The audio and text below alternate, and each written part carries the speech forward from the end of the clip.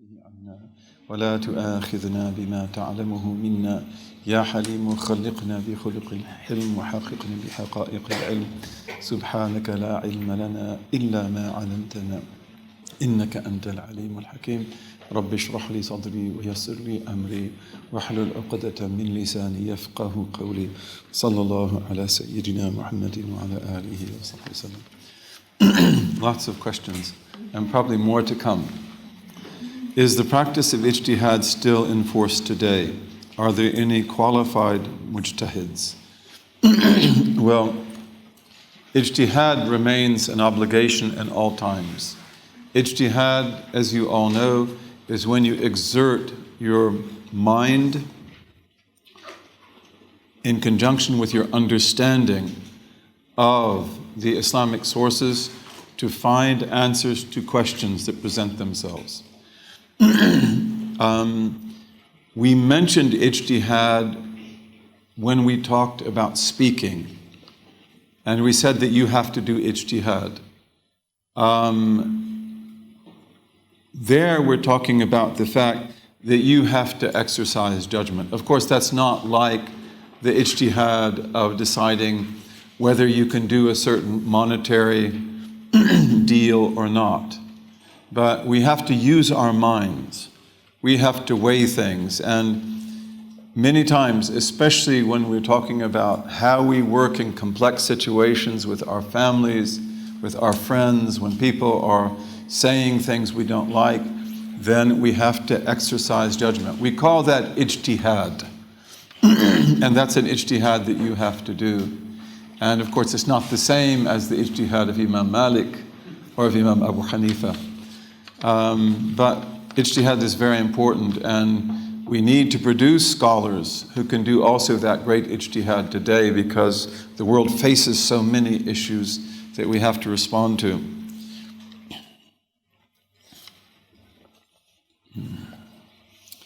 In bringing different people together, if bringing different people together causes spiritual crisis, how do we overcome that if we create a society in which we too are bringing together and mixing different religious and cultural groups like the Romans? Will we too just dilute Islam?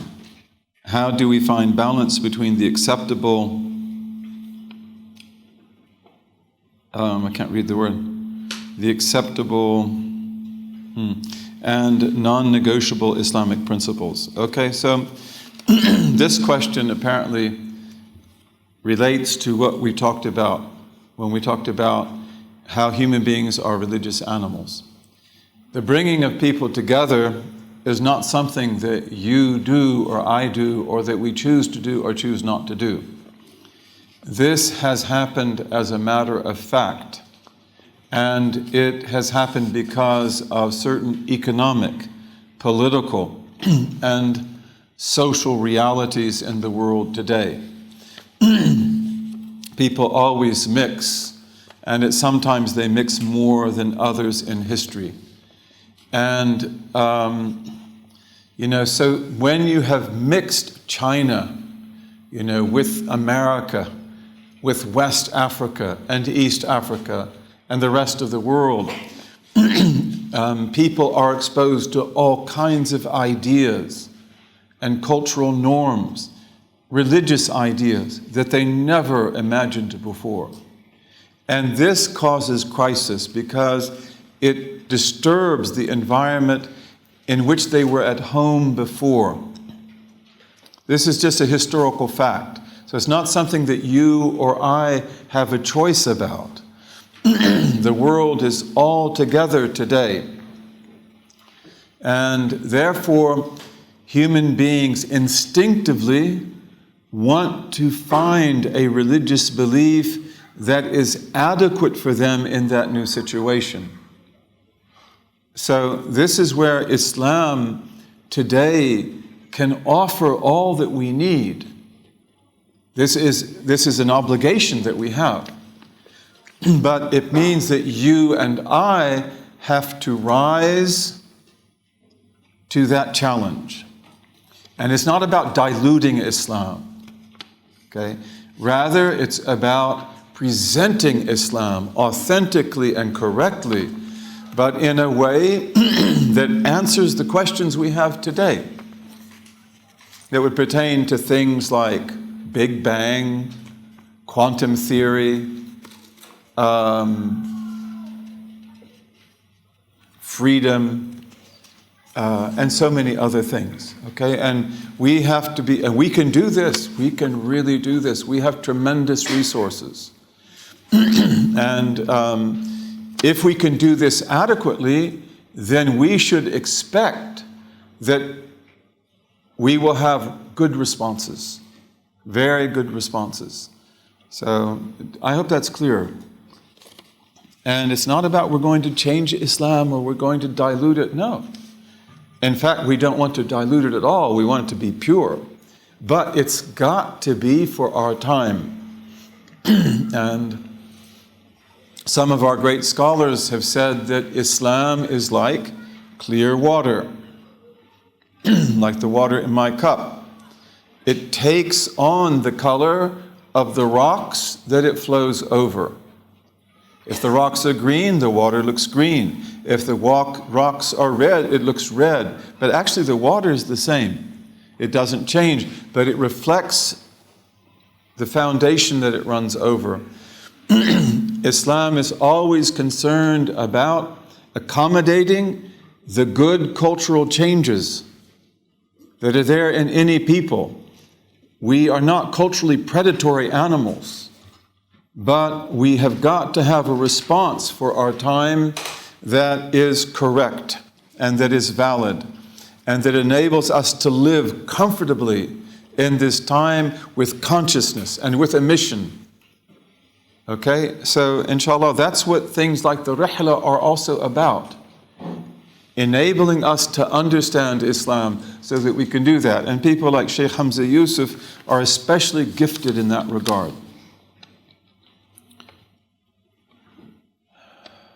We should never be talking bad about others, but what if we are very frustrated and would like to vent to someone close whom we trust, but without mentioning the name of the person?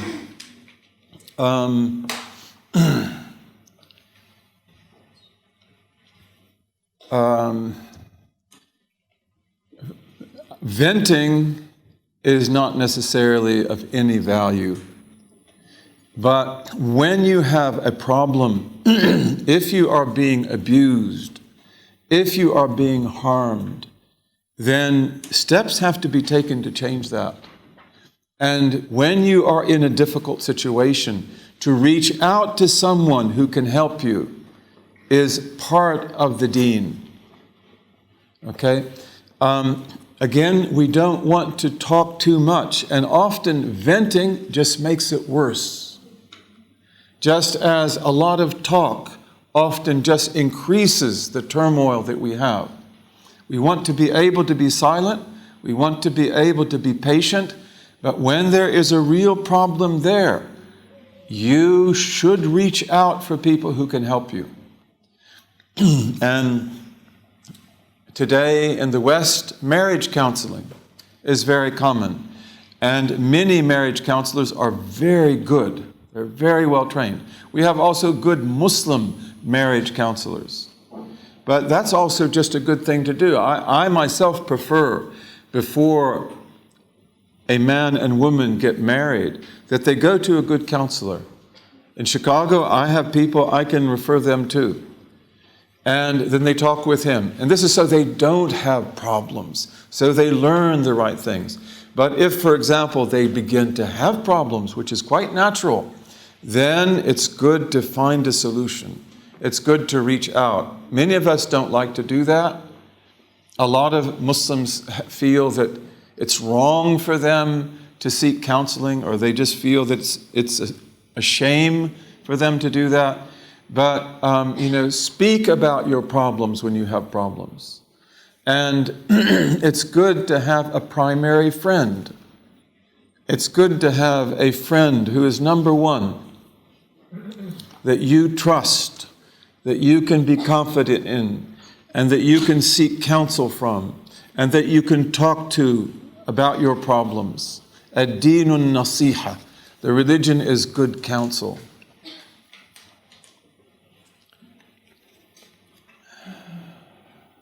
How can we stop ourselves from having bad, negative thoughts about others? Well, let's put that off for maybe 2 days, because we will talk about backbiting, and one of the things that we will talk about in backbiting is backbiting of the heart, which is having a bad opinion about other people. So inshallah, we'll come back to that. We'll talk about it. Who put forward the idea of transcendental humanism? Transcendental humanism is a word I like.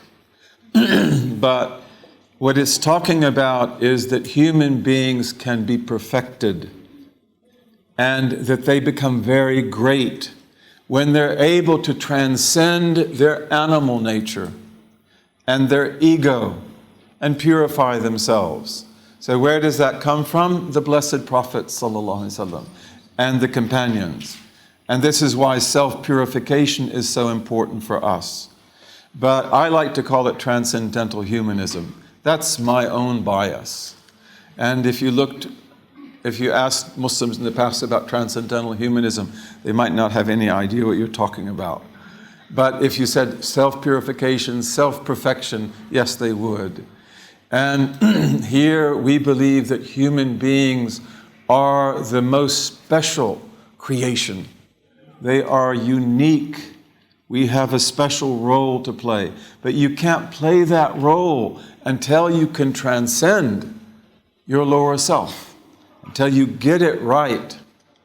And I like the word transcendental humanism because, to me, it's a good contrast with secular humanism.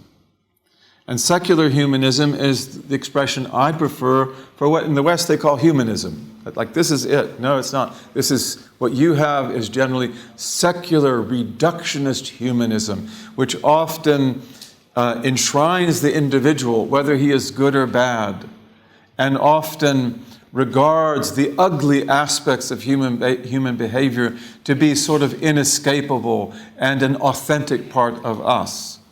If you study literature, one of the things that you notice in the 20th century is that people stopped writing about heroes. If you go back into old medieval literature or, old Saxon literature, it's always heroic. It's about the hero.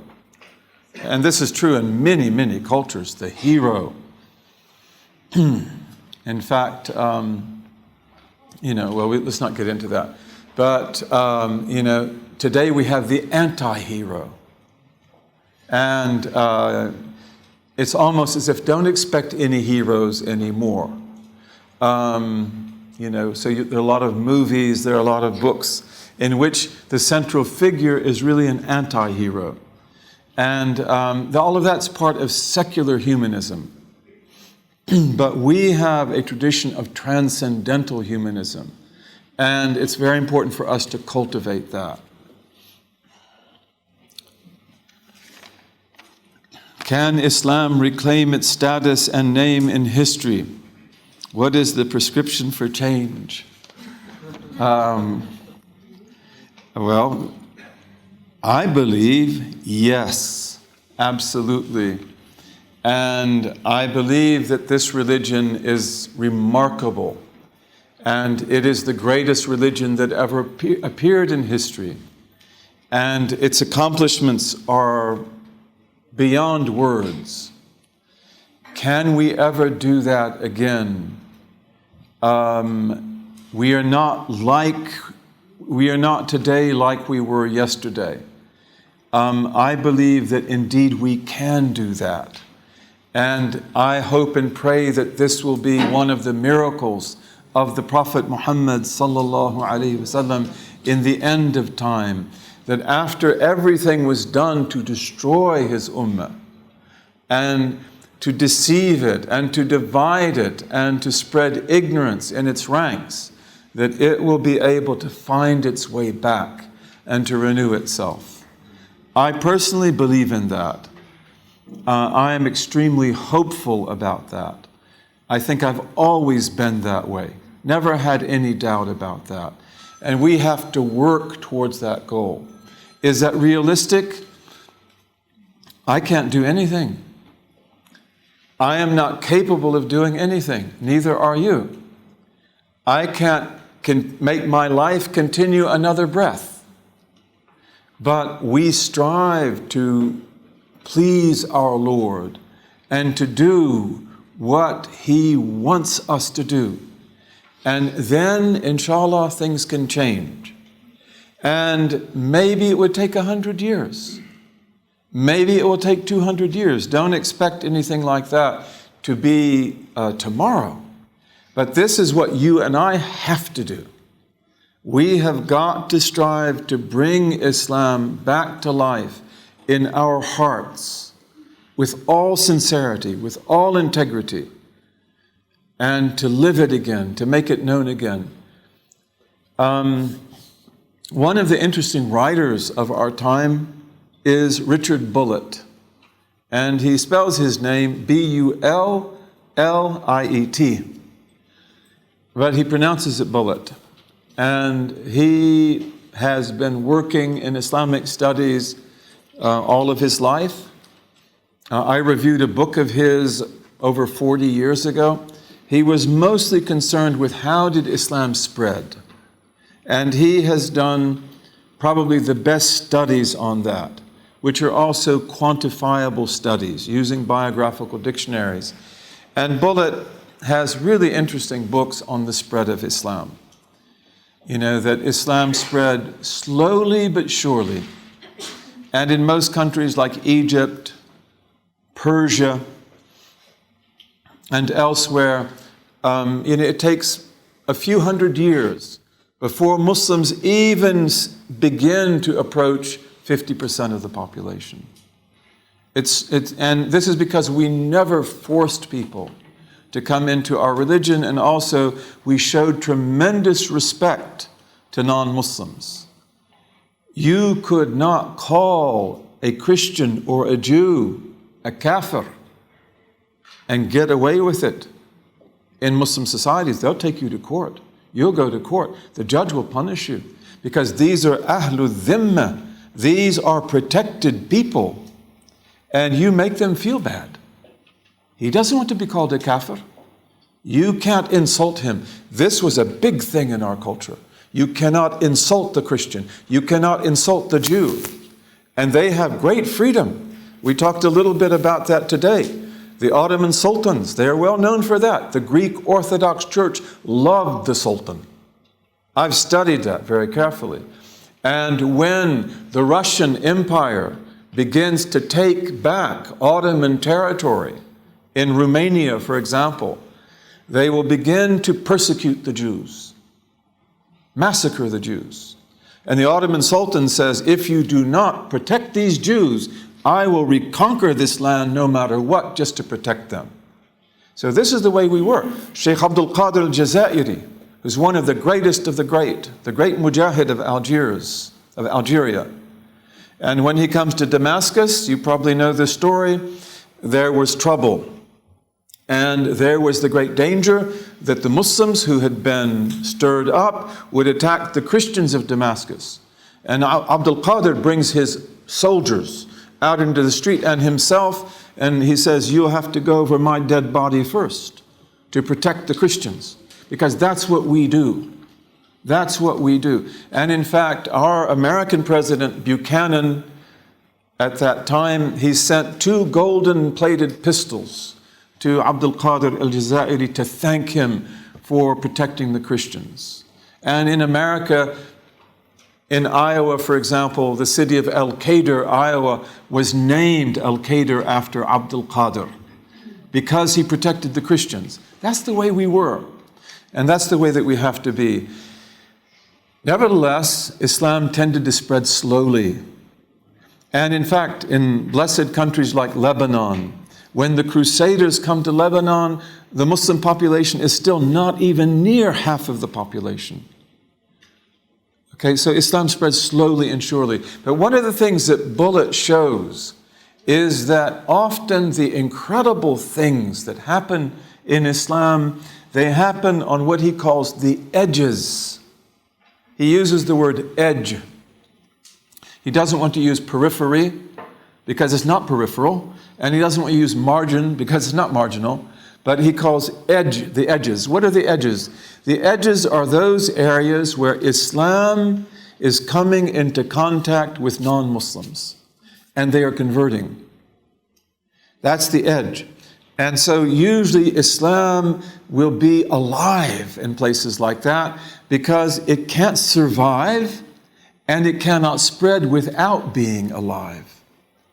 So Bullitt writes about this, and Bullitt has a book that you should have in your library, which is called The Case for Islamo-Christian Civilization. The Case for Islamo-Christian Civilization. Very good book, not very long, easy to read. And, we won't talk about it right now because that would not make it possible to answer your questions. But even in that book, he talks about the edge phenomenon. And he will say, watch the edges. I think Bullitt believes that Islam will come back to life.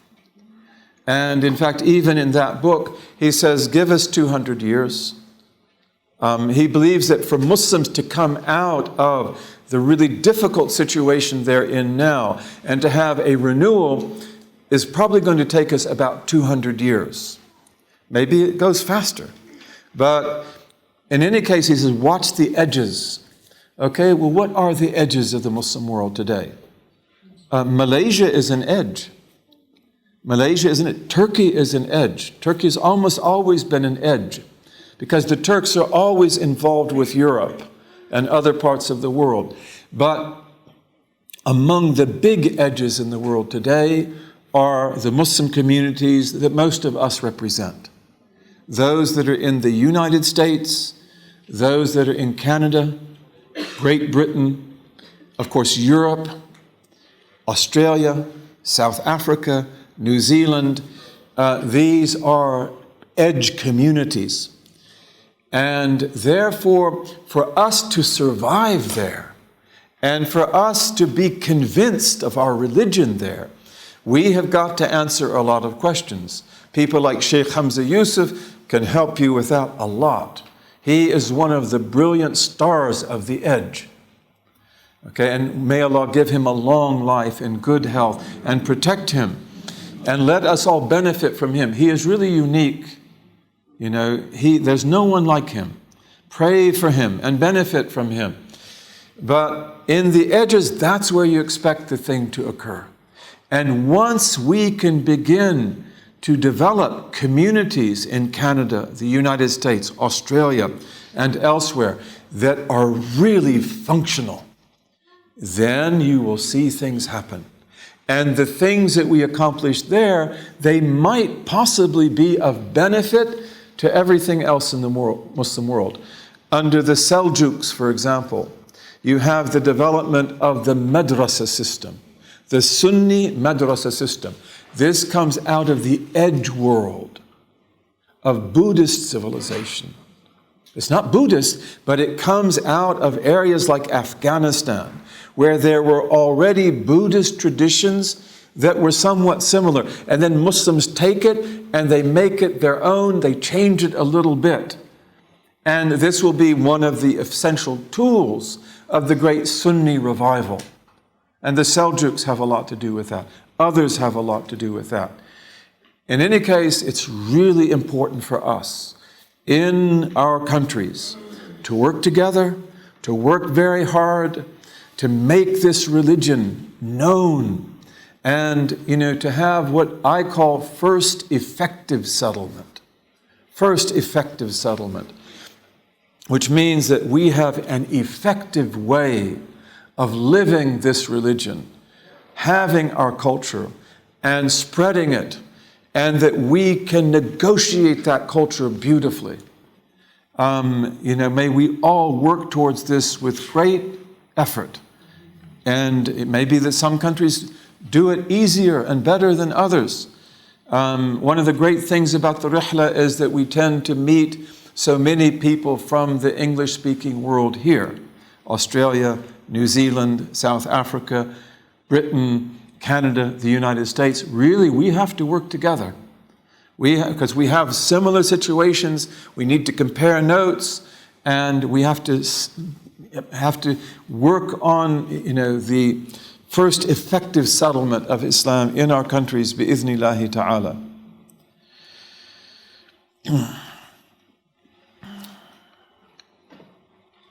To reconcile the fragmentation of modernist and postmodernist theories, we need the language of Tawheed. Can this be done in English? Yes, yes, yes. Would it require other languages such as Arabic? No, no, no. But let's talk about that a little bit, because Arabic is our language. We love Arabic. And Arabic is an ancient sacred tongue. And there's no way that we can tap into our sources without it. So Arabic will always be enshrined in our cultures. And we have to learn how to teach it well. This is also one of the challenges before us. Arabic is more difficult and demanding than German or French. It requires a lot of work. This is because it's so rich and it's so ancient. But we have got to develop streamlined techniques for teaching Arabic effectively in 3 years. I know that there's a lot that's been done, and much of it is very good, but we need to review this and we need to get it down so that we can give you a program that you can devote yourself to, and in 3 years, bi'iznillahi ta'ala, you can really have a hold on the language. That's very important. Arabic will always be essential for us.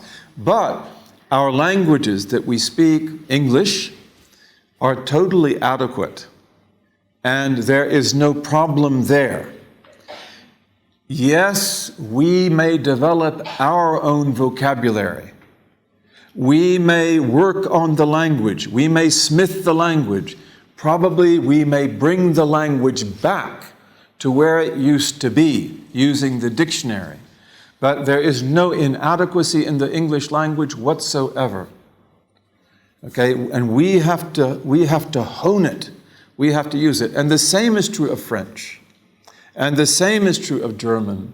And the same is true of Spanish and of Portuguese. These are, of course, our great languages in the Western Hemisphere. And anywhere that Islam goes, it finds a language that is easy for the people to learn, and then it adopts that language. In the archipelago of Malaysia and Indonesia, there were many languages that Muslims could pick. Javanese, for example. But Javanese is a language that was very much affected by Hindu Buddhist culture. And therefore the Muslims chose actually not to use Javanese, but to use Malay. Because Malay, which is it's not similar to Javanese, but Malay was like a virgin tongue. And so they knew that they could take Malay and they could make it Islamic. The Turks do the same thing with Turkish. The Hausas did the same thing with Hausa. The Mandinkas do the same thing with Mandinka in West Africa. And Persian is a good example of that.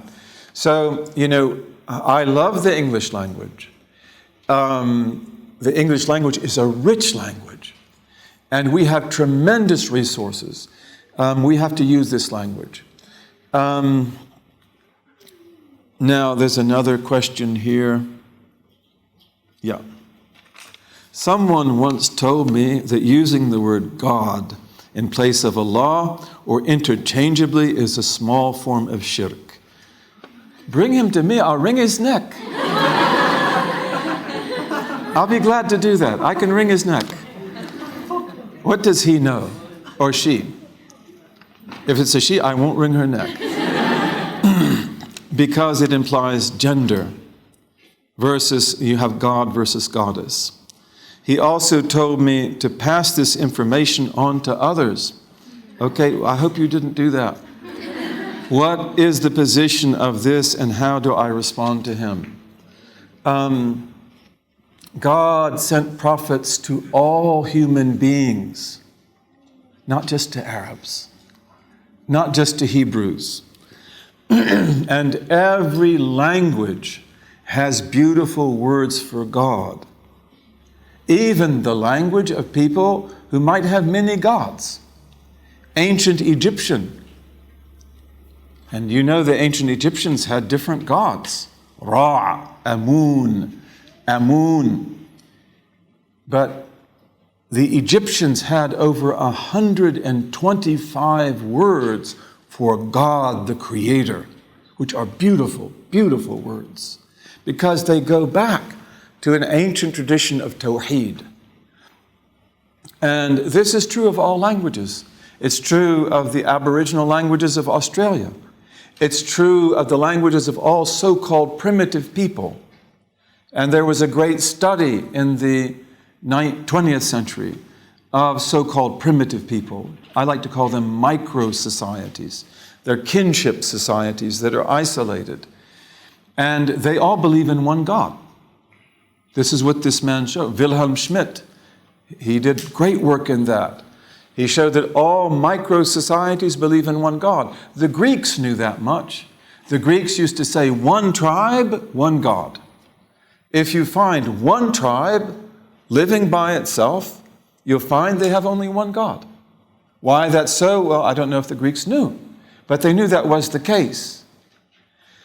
So now sometimes they may associate other gods with that God, but that's usually ancestors, heroes, and things like that. It's not going to be other deities.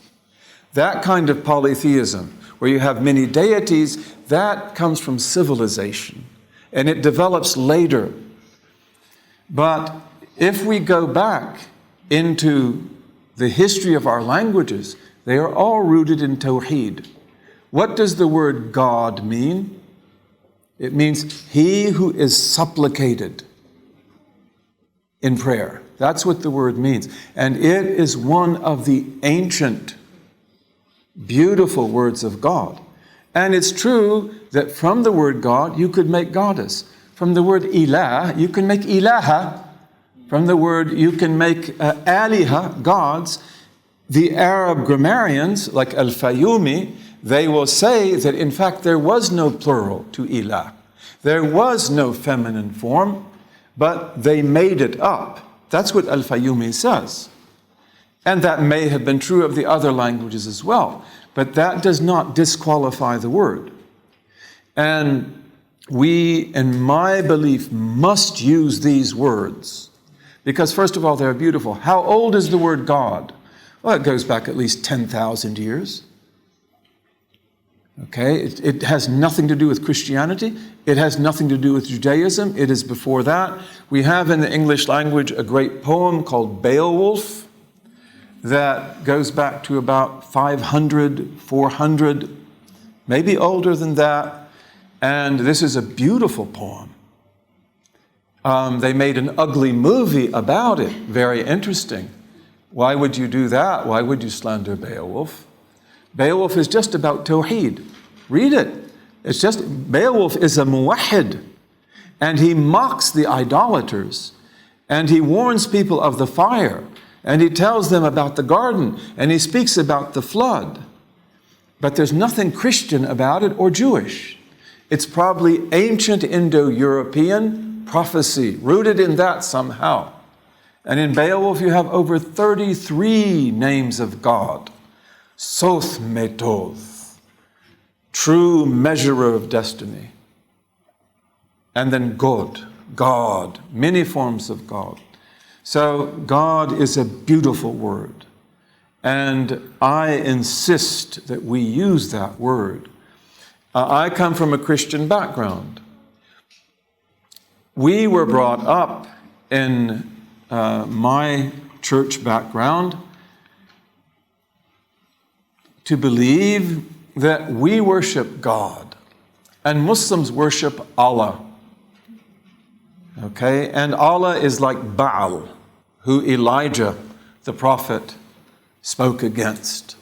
And we even imagine Allah as some sort of strange God, but not God. Okay, and this was put into our hearts so thoroughly that for me, when I became a Muslim, it was not easy to be comfortable with the word, just to tell you the truth. Then I learned, that the word Allah is the Semitic word for God.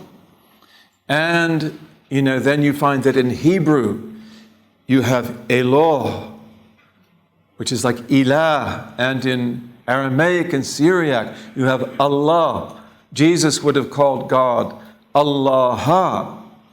Okay, so these were things that really helped me a lot to see that, yes, it's not Allah, it's Allah. And this is indeed, a real word for God. And of course, very soon Allah becomes your favorite word, as it is for me. I would never say that any other word is equal to Allah. No.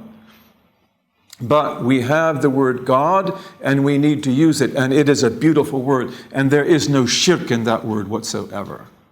And also, when you're speaking to an audience of non-Muslims who speak English, and you can't use God, then don't say anything more. Go home.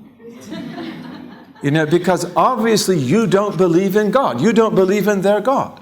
And it's true, Christians have theological problems. But so did the Arabs before Islam.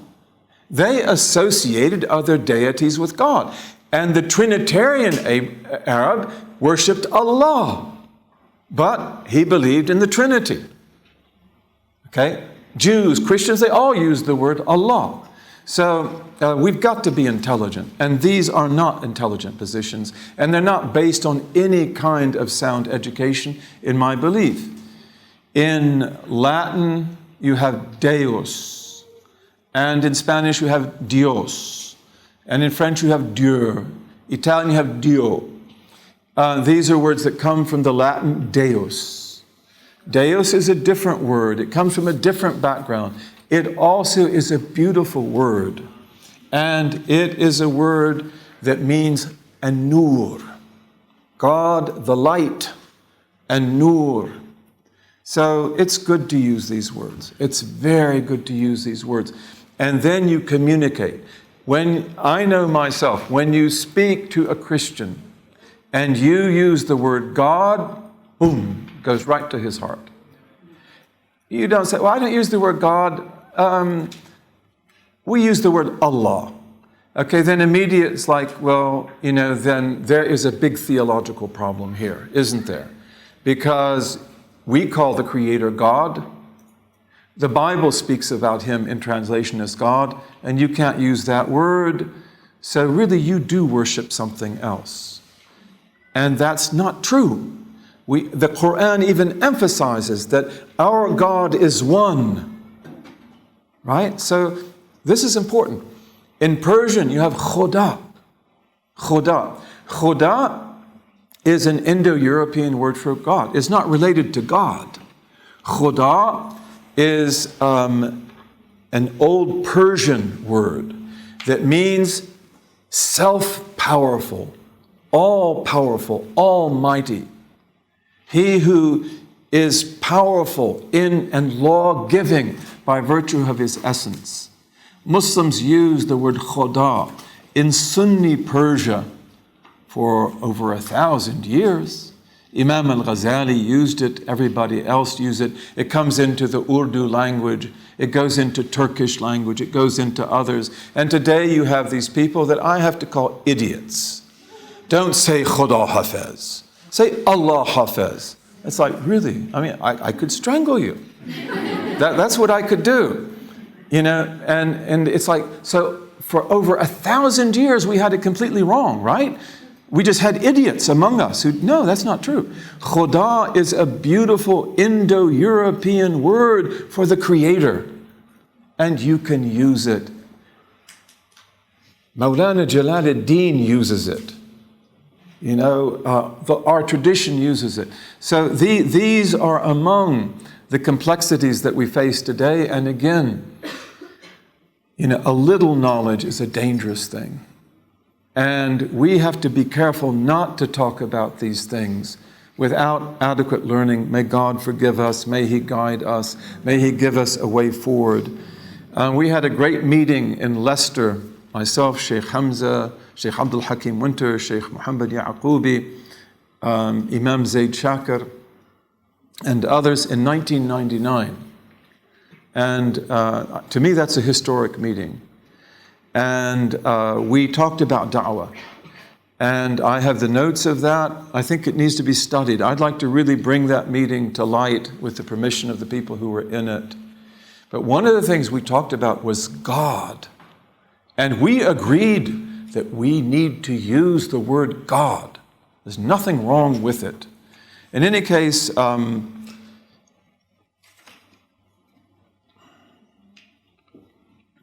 see here.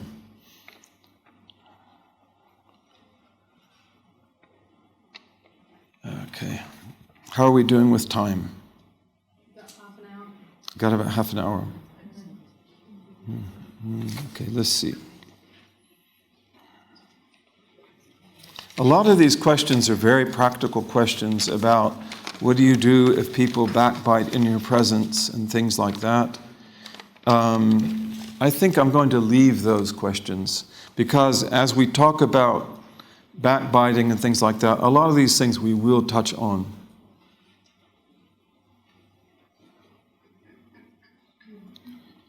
If some people question our belief, dishonor us, dishonor Islam, and bully us because of this, what is the best way to respond? And what if these people are from our family? Well, this is the reality we live today, that Muslims, unfortunately, things are happening. Terrorism has become a common occurrence. Young people who are not well educated, who are often very unstable, they're attracted to do things like that. So we are really in a difficult situation. The media has been working on us for how many years? They didn't start on 9/11. Sheikh Hamza Yusuf, God bless him, was trying to warn us decades ago that there is a strong wave of Islamophobia. He was well aware of that long before 9/11. And he said, you've got to deal with this. We've got to try to turn this around before it gets out of hand. Now it is out of hand. And in countries like the United States, it's very difficult. I mean, that many white people will tell you, we hate you and we hate your religion. So there's a lot of work to do. And this requires us to get to work, to do the best that we can. It requires us to learn this religion and to begin to talk about it intelligently and to build communities, to do good. We've got to change the cognitive frames. And one of the best ways of doing that is by action. When things have been harmed by acts, okay, like 9/11 did take place, other things have taken place. You had the murders in the subway of London. Okay, these are acts that took place. What was actually behind that? Were there conspiracies involved? There's no reason to get involved in that. Maybe there were. But that happened, and in the minds of the ordinary European or American Muslims did that. This is a hateful, violent religion. Beware of them. So how do we change that? We have to change that by action. And of course, in the process of action, we have to talk, we have to write, we have to speak, but we've also got to do things. When things, we talk a lot about marriage. You know, if you have done something to harm your marriage, you've got to do something to get it back right. And don't think that you can just apologize. Words don't work then. You've got to do something that is action. So may Allah enable us to do that. I became a Muslim in 1970, January the 2nd, 1970. That was a different world. And I loved Islam from the very beginning. I believed in it from the very beginning. I thank God that He enabled me to do that. And about a year and a half after that, my mother and father were in Africa. My father was teaching veterinary medicine in Nigeria. And my mother came back to the States, and she went to see her relatives who live in western Kansas, flatter than a pancake. And so she had me go out there with her. And I was with my cousins. And I love my cousins very much. They're very beautiful. They were still very young. And they're wheat farmers. And they have some cattle as well, but they mostly grow wheat. And I was helping them in the fields. We get the cold water out of the ground. It's sweeter than sugar. You know, you have nothing but wheat for miles and miles and miles and miles and miles. That's all you can see. And sky. And I made my salat, and I said, this is the best mosque. You know, this is a mosque. It's beautiful, flat, air, sun, sky, wheat, and the water, pure and cold, coming out of the earth. And my cousins asked me, what are you? And I said, I'm a Muslim. They said, what is that? And I said, you know the religions that you fought against in the Crusades? And they said, Campus Crusade for Christ? I said, no, not the Campus Crusade for Christ. And then I said, Saladin? Salahuddin? They'd never heard of him. And I tried and tried. Didn't work. And finally they said, well, what do you believe about Jesus? And I said, I believe that He was the Messiah. And I believe that He was a prophet. And I believe that He was a human being. And they said, then you're just another Christian. I said, okay, we'll leave it at that. Okay, that's the way it was in 1970. They didn't have an idea. And I remember also giving talks, and people had no idea what Islam was at all. However, they also weren't very interested in it. And of course, today they are interested.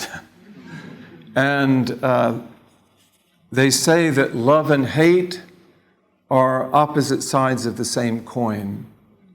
So when you hate something, you can actually flip over and love it. And that's what we have to try to do, because they were deceived. It's true, ignorant Muslims do ignorant things. And sometimes they're helped to do that. Where does Islamic State come from? Big question mark. And we don't have to go into that. But there are people who know that these groups serve our interests. And so they actually open the door for them. They facilitate for them to do the things they do, and it just shows how terrible this religion is. You've got to get rid of it. You've got to be done with it. But, you know, when the truth comes out, and people know what actually did happen, and most of them don't have any idea, and that they were deceived, then other things can begin to take place. And I've actually encountered people who came from fundamentalist backgrounds and were told the worst things about Islam, but who went to the internet to check it out for themselves and became Muslims. So these things can happen, and we must not be afraid. We've got to be careful. We don't want to We don't want our families to be hurt. We've got to be very careful now. I know in the United States, we had a brother who was coming home late just about 2 weeks ago. He doesn't dress in a special way, but his neighbors would know that he's a Muslim. His wife does wear a scarf. And some redneck in a big pickup tried to run into him and hit his car. He saw that coming. He was able to outmaneuver the man, and he went to the police station, and the police escorted him home. That was 3 a.m. It happened that at the same time that happened, somebody came to his door and rang the doorbell, and it woke up the baby. And the mother woke up too, and she felt really bad. And she said, I can't open that door. I don't know who it is ringing the bell at 3 a.m., but I don't feel right about this. I won't even look outside. So all of that came together, and we're not going to be panicked by that, but we have to be careful. We have to be precautious. I know in Canada, I was told by one of my dear friends that in one of the northern areas, a mosque was burned down, and the Canadian Army built it back twice the size. And the Canadian Army said, and we will guard it. God bless them. That's great. That is freedom. Those are good people. So, inshallah, we've got to work. Don't be afraid. Be cautious. Be proud to be who you are. It's very important for us to represent this faith authentically, not to be intimidated and not to begin to change things, just to be accepted. Okay, we don't want to be domesticated. We want to be a vanguard in our society, bi-idhnillahi ta'ala. So this is a big challenge we face. It really is. And we want to be able to respond intelligently. Again, as a community, we can do that. Our religion is based on counsel, right? And we have among ourselves people who are really good on air. Sheikh Hamza is one of those, extremely gifted. So we need people like that. We need people to be speaking, to be writing, and we have got to put forward an alternative. We can't just be reacting to situations. We've got to be developing our own way of life, our own communities, and God will help us, bi-idhnillahi ta'ala.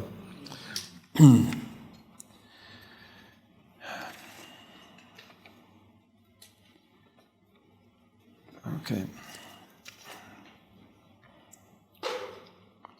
Bismillah.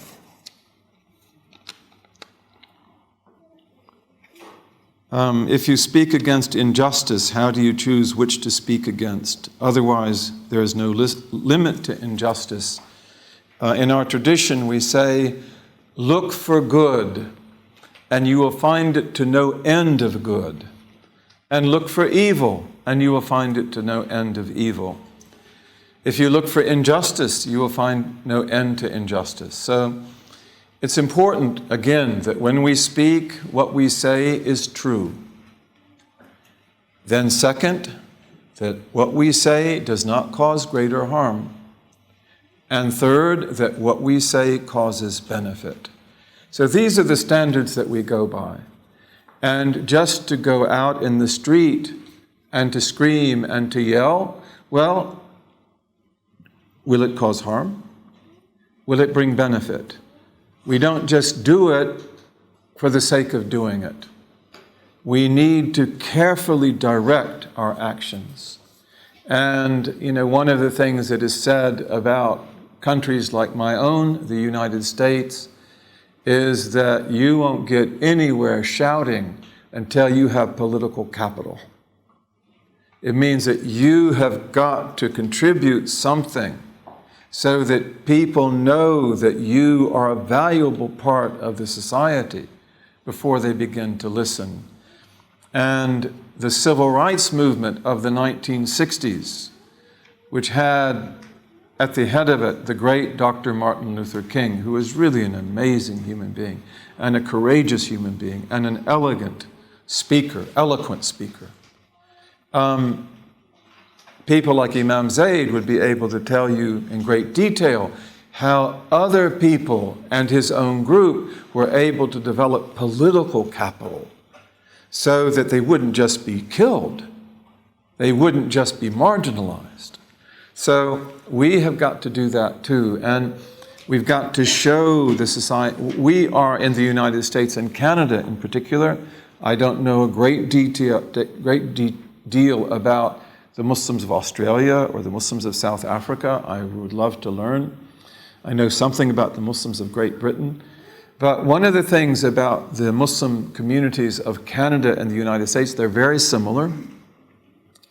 And both governments adopted similar policies in the 1960s to bring essentially westernized, educated Muslims to their country, who could be doctors or engineers. Those were the main groups they were looking for. And therefore, they didn't want workers, for example, because they have plenty of access to labor. Okay, they can open up the Mexican border, for example. They can get labor from South America. They don't need labor, but they need to have physicians, they need to have engineers, and also they wanted to have Muslims come to the United States. I won't speak about Canada here, but in the case of the United States was desegregating after this long history of racial exploitation and segregation. And desegregation has really never been done in the United States. I mean, it is indeed true that a lot has been done, but real desegregation, that still is waiting to be accomplished. And the horrible events that have happened over the last year, they show that there's still a lot to do. And so also the United States government wanted to have an immigrant population of Muslims and also Hindus and others that could be an interface between white and black and make it look like the society was desegregated when in fact it really hadn't changed all that much. So these were objectives they had in that. Whether that is good or bad, that's what happened. One of the realities of that is that in Canada and the United States, our Muslim communities have a lot of talent. They have a very high educational level because many of them, maybe 2/3 of them, or a little bit less, are the descendants of pretty accomplished people in engineering, in science, in medicine, and in some other fields. And these are people who made sure their children got an education and got placed in good universities. So that means that, we have access to talent. We also have people that make money. They may not give it. They may be very stingy, but they've got it. And we have resources. So we have to use those resources. And this is, again, a benefit that God has given us. And we have a lot of people who I am very confident can rise up to this task. And I have been honored to have students, and some of them are just amazing. Some of them are converts, and they're very amazing. And some of them are immigrants or the children of immigrants, and they are brilliant. They are really capable. So, inshallah, we have a lot to work with. And the main thing is just work. Just work. And inshallah, Allah give us tawfiq. But these gatherings that we have here, we hope and pray that they will seed excellent work in the countries that we come from. And I think that there's great advantage for us to coordinate what we do in the United Kingdom, in Canada, the United States, Australia, New Zealand, South Africa, wherever it may be, know each other, mix with each other, help each other, visit each other, and inshallah build together bi'idhnillahi ta'ala. Okay.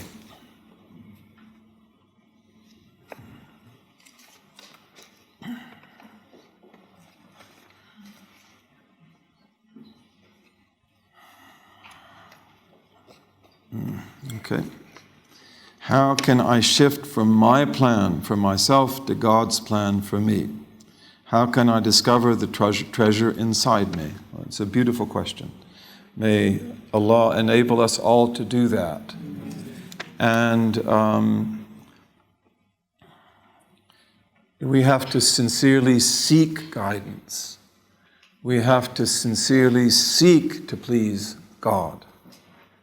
And He will answer that prayer. And that tends to verify what I just said. That's the adhan. So, alhamdulillah, they say that if you say something and they call the adhan, it's true. So may God make that true. And should we pause just until they finish with the adhan? La ilaha illallah. What a beautiful call. Alhamdulillah.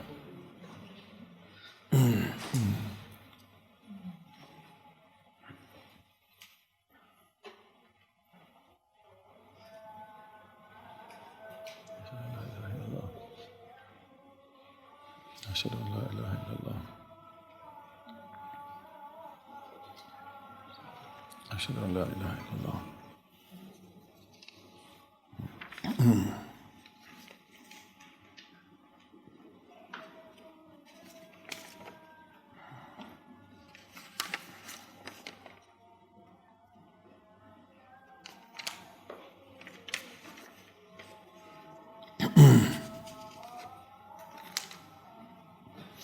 أشهد أن لا إله إلا الله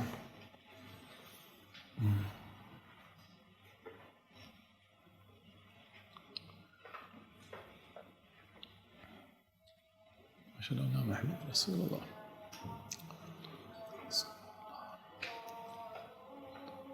أشهد أن محمد رسول الله أشهد أن محمد رسول الله صلى الله عليه وسلم أشهد أن محمد رسول الله صلى الله عليه وسلم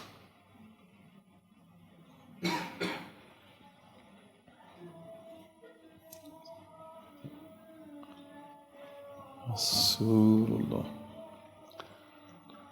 رسول الله أشهد أن محمد رسول الله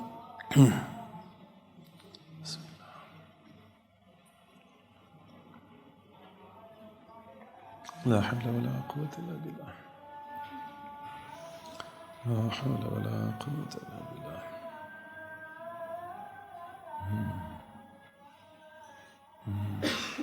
لا حول ولا قوة إلا بالله لا حول ولا قوة إلا بالله لا قوة إلا بالله لا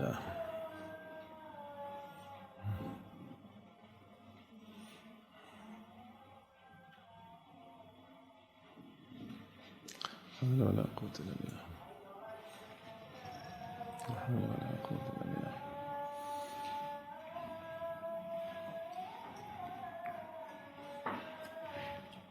لا حول ولا قوة إلا بالله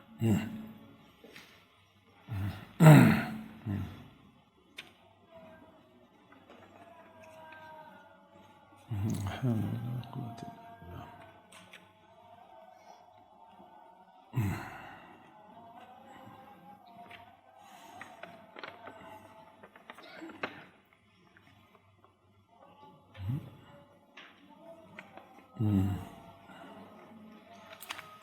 الله أكبر الله أكبر الله أكبر الله أكبر لا إله إلا الله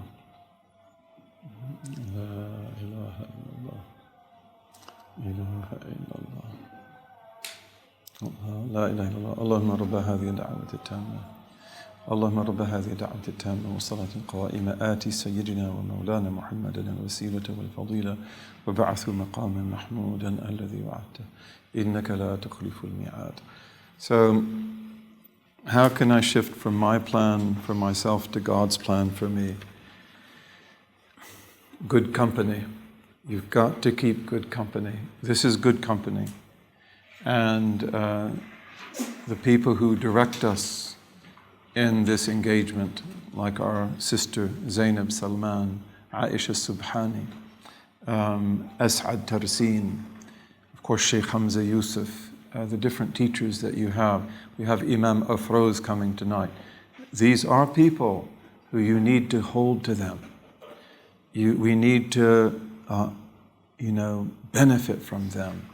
And in doing that, in keeping this good company, then Allah makes your will become consistent with His will. And He gives you the great tawfiq of living His plan and not your plan. This is something that the sincere believer seeks in the depths of his or her heart. Let me be your instrument. Let me do your work. The wali of Allah, this is their work.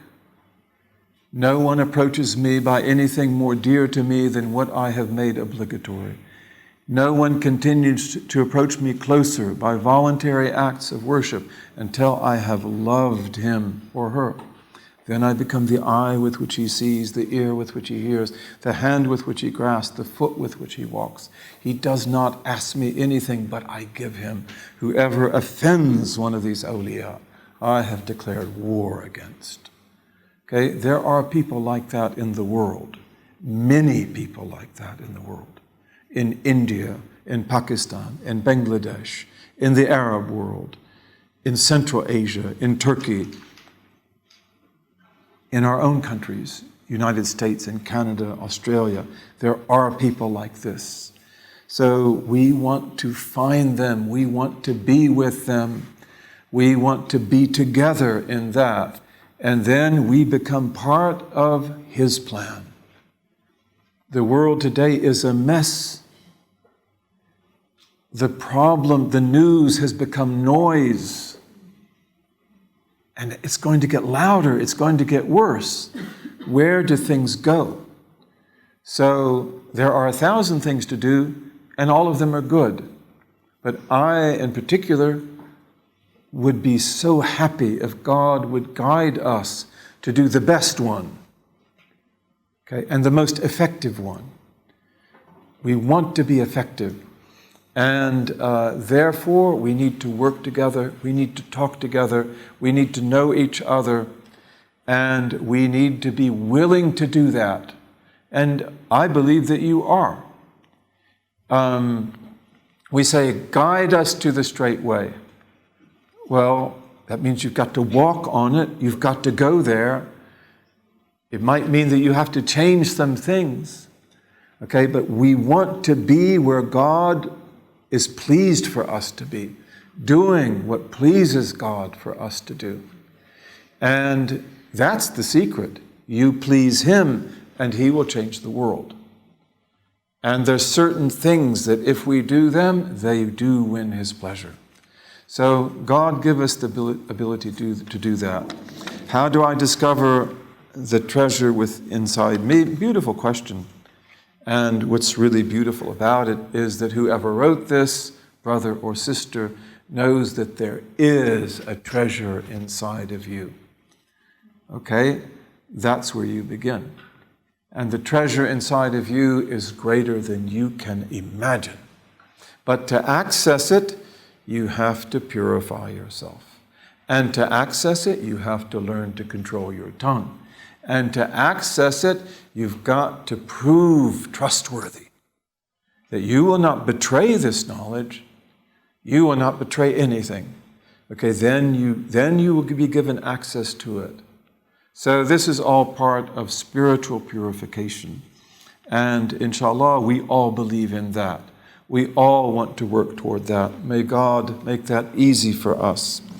What is our responsibility for the knowledge we learn here at the Rihla? Well, you tell me.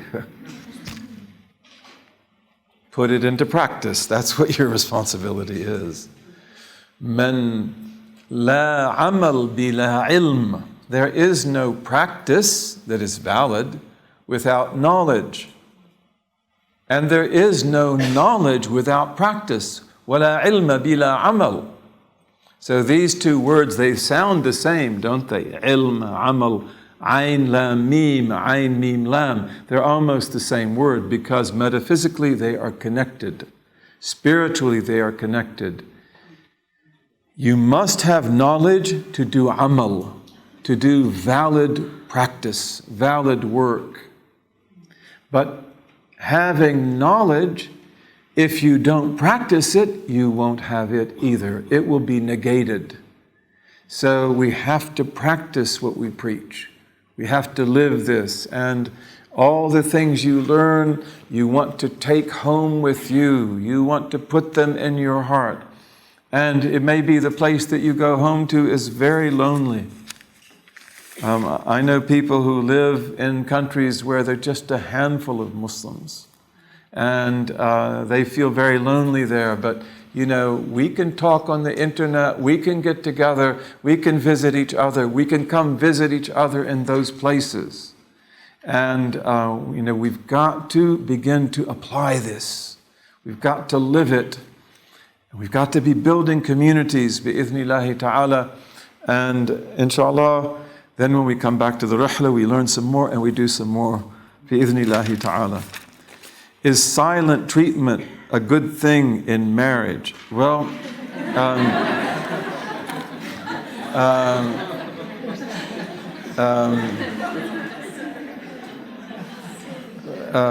now, I know that you all know what that means and you all laughed, and so I should probably ask you if I know what silent treatment is. Silent treatment means like you're not going to talk to him? Is that what that means? Okay. No, that's not good. Or you're not going to talk to her? No, that's not good. That's not treatment of anything. And, you know, when we don't talk, and when we don't show affection, and we don't recognize each other, we grow further and further and further apart. And the further and further apart we grow, the thicker the weeds are that grow up. So you've got to make yourself smile. You've got to make yourself say beautiful words.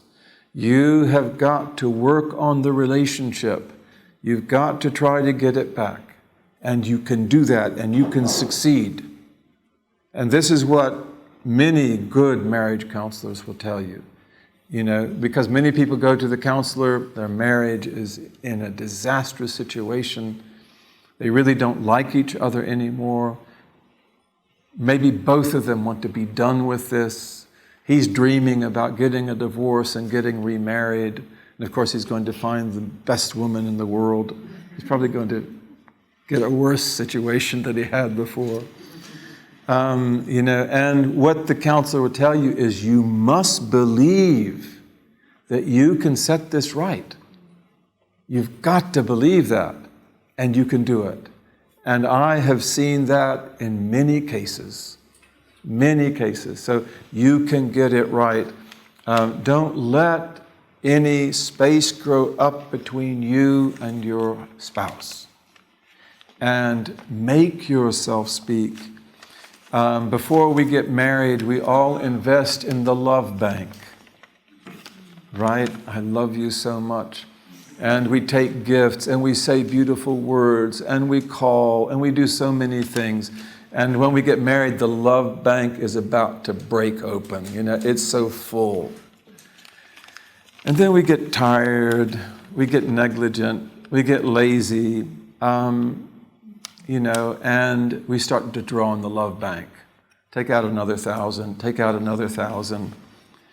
You've got to always be putting things back in the love bank.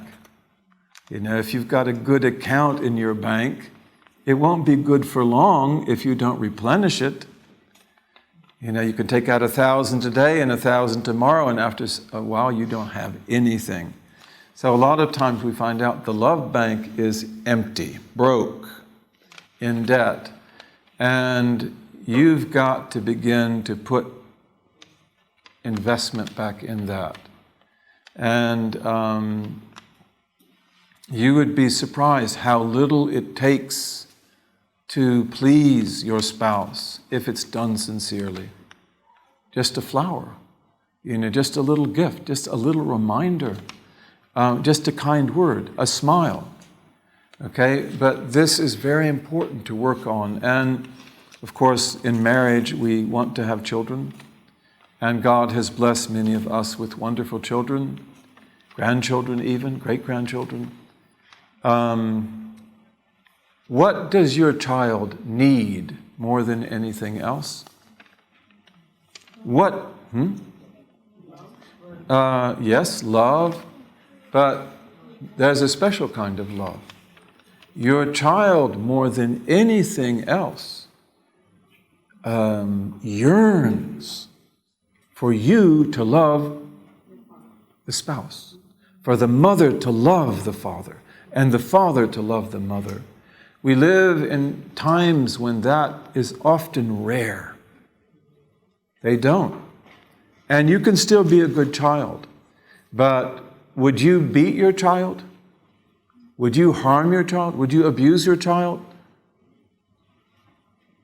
When you hate your wife, or she hates you, you despise your wife, you disdain her, or she disdains you, you have abused your child. Why don't you just go ahead and hit him? Why don't you just go ahead and deny him food? Why do you give him toys? It's easy to do that. You can buy all this. But if you care about that child, then you care about the child's mother or father. My mother and father are two streams that come together in my heart. That's the most important thing in my life, that my mother and father love each other. And whether that was the case in your family or not, you'll deal with that. But you don't want that to be the case with your children. And therefore, you have to remember that in cultivating a respectful relationship, a loving relationship with your spouse, you are doing wonders for your children. And you could go live in a shanty. You could be poor. You could be unable to give them a single gift. But if that child knows my mother and father love each other, they are strong. Look around at the children that you know in our community and find those children who have grown up to still be pretty good Muslims. They might make mistakes. They might go off a little bit and come back, but they're pretty good. Did they go to Islamic school? Maybe. Maybe not. Okay, so what is the common denominator? And in case after case, you'll find out that the mother and father love each other. And they will love each other to the day they die. And that means that the children get the full inheritance of the mother and the father. And they want to be like the mother and the father. So this is very important. It's tragic to say that because I know and you know that this is rare today. But you want to work on that. And you want to get that relationship back. And even you may have lived with your spouse for a long time. And your relationship may be really difficult. And the children may have suffered for that. But if you can get it back now, and you can, then you wait and see what happens to the children. Because even now they're older, but they will begin to reap the benefits of this. So don't let the distances grow, and don't let the weeds grow up between us. And may Allah enable us. We want to build communities. You're going to build a community without building sound marriages? Not likely.